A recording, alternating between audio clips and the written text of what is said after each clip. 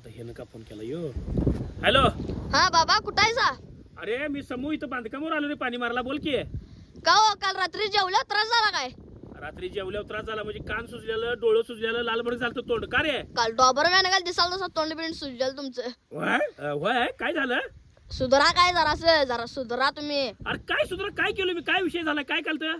काल तुम्ही थम्सअप आणि 2-4 दिवस झाला थम्सअप आणि स्प्राईट आणायला सांगा नाही जेवताना. मग की मग आता डायजेस्ट होत आहे, पचनक्रिया होत्या, जरा चांगलं वाटतंय, ढेकर येतात म्हणून आणलं होतं. काय झालं? हो मम्मीने सांगितलं तुमचं आजा पंजाबी थम्सअपच पितू देत आणि कधी थम्सअप रस्त्यावर आलं काय कळलं नाही म्हणून तुम्हाला दारू सोडायचं औषध दिलं काल रात्री. अरे कुठला रांडा दारू पिलाय? खरं थम्सअप आणि स्प्राईट पिलो की मी समूह.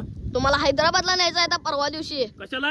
दारू सोडायचं औषध द्यायला. अरे खरं मी केलो नाही की मी काय केलं? मी नुसतं थम्सअप आणि स्प्राईट पिलं, दारू सोडायचं औषध दिलं. हैदराबादला काय एवढा विश्वास नाही माझ्यावर? अहो ते लिक्विडच आहे की खरं. तुम्ही लिक्विड कुठलं प्यायचं नाही बघा. आता तुम्ही पाणी पण सोडा आतापासून. पाणी बी सोडायचं तुम्हाला औषध देणार आहे मी. वय पाणी सोडायचं औषध मग मी काय पिऊ? हा मी बैलाची लगवी पिऊ? काय पिऊ मला सांग. रगात पिऊ? काय पिऊ मी? काय पण प्या करा. लिक्विड तेवढं सोडा बघा. काय सांगू नका मला. लिक्विड सोडा नाही तर हैदराबादला जायचं बघा परवा दिवशी.